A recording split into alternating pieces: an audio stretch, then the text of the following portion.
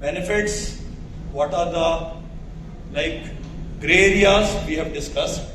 Now we are heading towards a very important part of the ABPM, that is the analysis. So हम लोग जब ABPM की report को देखते हैं तो हमारे सामने 4 मेन सवाल होते हैं. सबसे पहले ABPM को हम लोग वहाँ यूज कर रहे थे जहाँ पे कि हमें डिसाइड करना था कि हमें दवाई देना है या नहीं देना. तो पहला सवाल ये आता है whether the first is whether the study is acceptable or not. Means हमने जो स्टडी की है उसकी वैलिडिटी है कि नहीं, क्या उसने उस चीज को वाकई टेस्ट किया, उस सवाल का जवाब दिया जिस सवाल का जवाब हम लोग चाह रहे थे.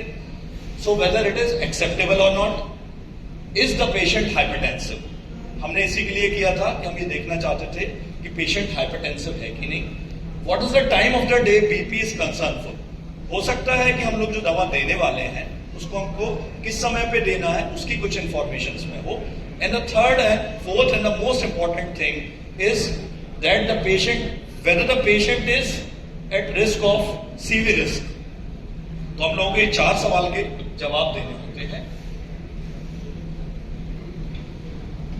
So for the first part, 4-part analysis, is the study acceptable or not? So as for the guidelines goes, the minimum set of BP requirement is mandatory. Likewise, 20 readings in a daytime. 7 night time recording.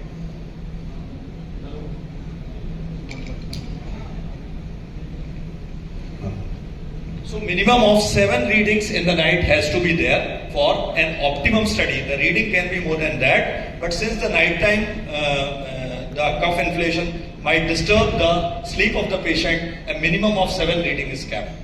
So unless you have got 20 readings in a day and 7 readings minimum in the night, you cannot label that study as acceptable. Next is whether the patient is hypertensive or not. So we go by the mean and by different guidelines, be it ACC or ESC, the different parameters can be taken. For us, we take an average of more than 135 and more than 85 as the daytime ABPM cutoff and more than 120/70 as the nighttime BP cutoff.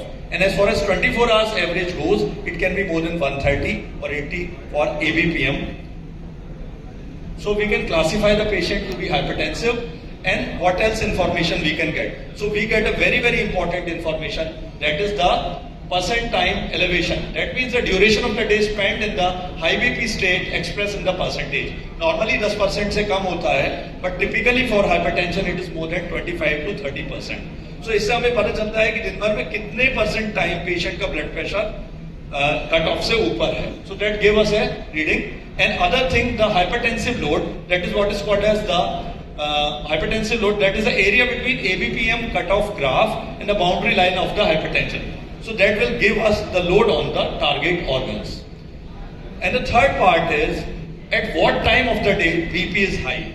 तो हम लोगों ने देखा कि कुछ लोगों में डायरेक्टल variation होता है, किसी में नॉक्टर्नल डिपिंग है, किसी में नहीं है. तो ब्लड प्रेशर क्या दिन में ज्यादा है, रात में ज्यादा है, या पूरे टाइम ही ज्यादा है. तो this will make some sense which doctor Pushparaj will be discussing in detail. So this is the whole time BP और एक्टिव टाइम बीपी और पैसिव टाइम बीपी.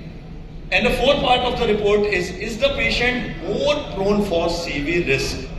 यदि हमें ऐसा मालूम पड़ता है रिपोर्ट से कि पेशेंट हमारा ज्यादा रिस्क प्रोन है, तो probably we can go for more aggressive investigation and more aggressive management. So that will give us and whether we will see for nocturnal BP dipping or morning surge of blood pressure.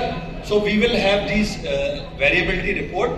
So standard deviation, which is a measure of mmHg by which each value deviates from mean. Normally this nighttime standard deviation of 10.8 will result into excess CV mortality.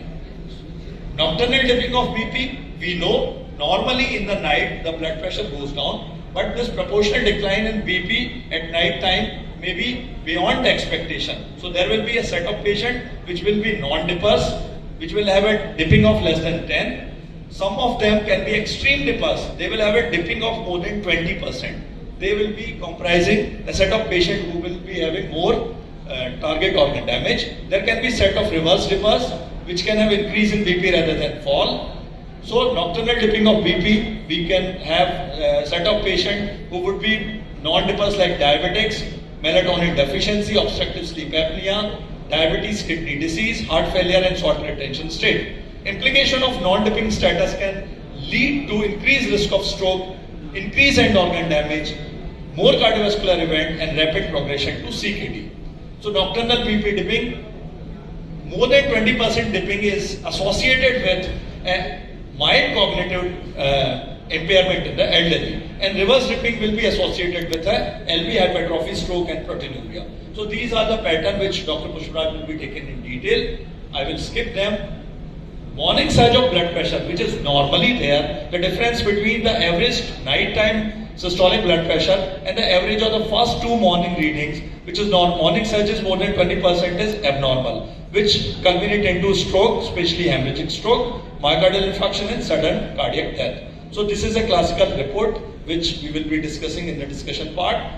And finally, the ABPM classification of the hypertension can give us these 4 pictures. The pattern of blood pressure, it can give rise to a white coat hypertension, which will be identified that really the patient doesn't need treatment, but the office time blood pressure readings are high. It can give a sustained hypertension, that the blood pressure is sustained all through the time and requires a true normotensive. There are patient blood pressure report is normal, ABPM report is not normal. And you can have masked hypertension in which office time blood pressure is normal, but actually the blood pressure is high and is leading to target organ damage. So 4-part analysis of the ABPM report. Is the patient hypertensive? It can identify true hypertensive, both in office and ABPM recording in hypertensive range. White